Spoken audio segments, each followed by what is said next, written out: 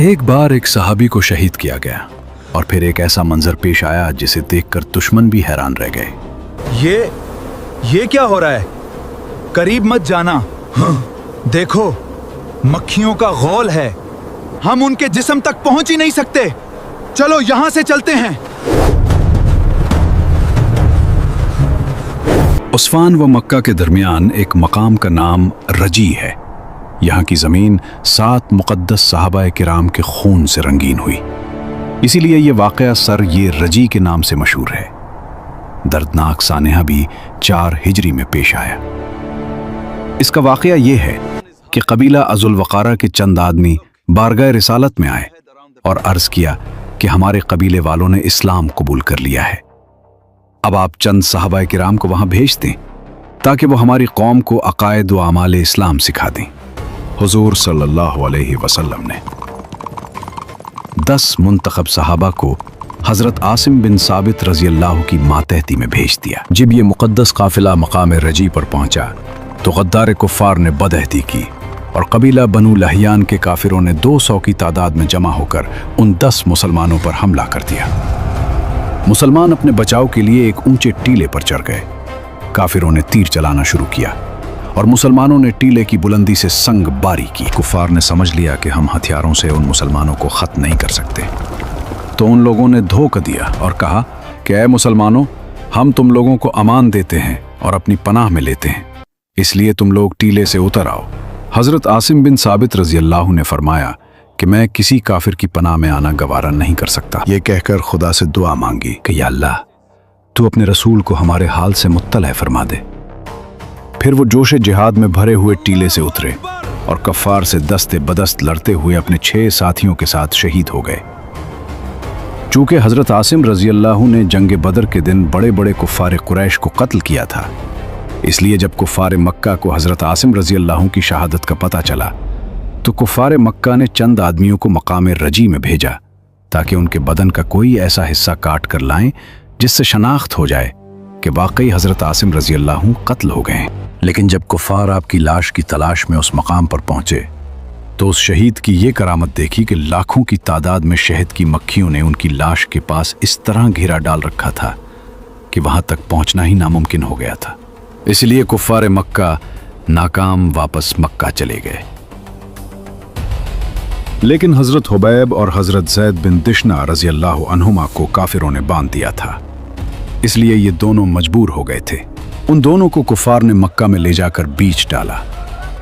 حضرت حبیب رضی اللہ نے جنگ احد میں حارث بن عامر کو قتل کیا تھا، اس لیے اس کے لڑکوں نے ان کو خرید لیا تاکہ ان کو قتل کر کے باپ کے خون کا بدلہ لیا جائے، اور حضرت زید بن دشنہ کو امیہ کے بیٹے صفوان نے قتل کرنے کے ارادے سے خریدا۔ حضرت حبیب رضی اللہ کو کافروں نے چند دن قید میں رکھا، پھر حدود حرم کے باہر لے جا کر سولی پر چڑھا کر قتل کر دیا۔ حضرت حبیب نے قاتلوں سے 2 رکعت نماز پڑھنے کی اجازت طلب کی۔ قاتلوں نے اجازت دے دی۔ آپ نے بہت مختصر طور پر 2 رکعت نماز ادا فرمائی اور فرمایا کہ اے گروہ کفار، میرا دل تو یہی چاہتا تھا کہ دیر تک نماز پڑھتا رہوں، کیونکہ یہ میری زندگی کی آخری نماز تھی، مگر مجھے یہ خیال آ گیا کہ کہیں تم لوگ یہ نہ سمجھ لو کہ میں موت سے ڈرتا ہوں۔ کفار نے آپ کو سولی پر چڑھا دیا۔ اس وقت آپ نے یہ اشعار پڑھے، وَلَسْتُ أُبَالِي حِينَ أُقْتَلُ مُسْلِمًا عَلَىٰ أَيِّ شِقٍّ كَانَ فِي اللَّهِ مَصْرَعِي۔ جب میں مسلمان ہو کر قتل کیا جا رہا ہوں تو مجھے اس بات کی کوئی پرواہ نہیں کہ میں کس پہلو پر قتل کیا جاؤں گا۔ وَذَلِكَ فِي ذَاتِ الْإِلَٰهِ وَإِنْ يَشَأْ يُبَارِكَ عَلَىٰ أَوْصَالِ شِلْوٍ مُمَزَّعٍ۔ ترجمہ: یہ سب کچھ اللہ کے لیے ہے، اگر وہ چاہے گا تو میرے کٹے پھٹے جسم کے ٹکڑوں پر بھی برکت نازل فرمائے گا۔ یہ واقعہ ہمیں یہ سبق دیتا ہے کہ جو اللہ کے راستے میں سچا اور ثابت قدم رہتا ہے، اللہ خود اس کی حفاظت فرماتا ہے، چاہے حالات کتنے ہی مشکل کیوں نہ ہوں۔ ایک بار ایک ایسا حیران کن واقعہ پیش آیا کہ ایک صحابی کی لاش کو خود زمین نے نگل لیا۔ رسول اللہ صلی اللہ علیہ وسلم نے صحابہ کرام سے فرمایا، جو شخص اس صحابی کی لاش کو سولی سے اتار کر لائے گا उस पर जन्नत वाजिब हो जाएगी। ये सुनते ही तमाम सहाबा के दिल तड़प उठे। हर एक के दिल में ये ख्वाहिश जाग उठी कि वो इस अजीम सादत को हासिल करे। रसूल अल्लाह ने जन्नत की बिशारत दी है, हम पीछे कैसे हट सकते हैं? क्योंकि कुफ्फार ने उस सहाबी को सूली पर चढ़ाकर बेदर्दी से शहीद कर दिया था और वो चाहते थे कि उनकी लाश की बेहुरमती करें। हुजूर सल्लल्लाहु अलैहि वसल्लम को अल्लाह ताला ने वही के जरिए हजरत हुबैब रज़ी अल्लाह अन्हु की शहादत से मुत्तली फरमाया। आपने सहाबा किराम से फरमाया कि जो शख्स हुबैब की लाश को सूली से उतार कर लाए उसके लिए जन्नत है। ये बशारत सुनकर हजरत जुबैर बिन उल अव्वाम और हजरत मिक़दाद बिन उल अस्वद रज़ी अल्लाह अन्हुमा रातों को सफ़र करते और दिन को छुपते हुए मकाम तनीम में हजरत हबीब रज़ी अल्लाह की सूली के पास पहुंचे। 40 कुफ्फार सूली के पहरेदार बनकर सो रहे थे। इन दोनों हजरात ने सूली से लाश को निहायत एहतियात से उतारा और घोड़े पर रखकर चल दिए।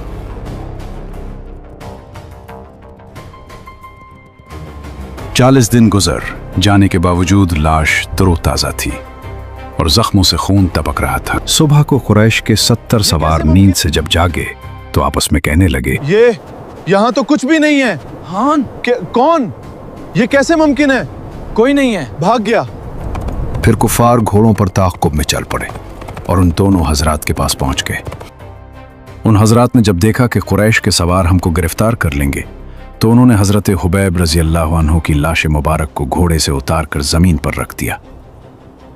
खुदा की शान कि एकदम जमीन फट गई और लाश मुबारक को निगल गई और फिर जमीन इस तरह बराबर हो गई कि फटने का निशान भी बाकी न रहा।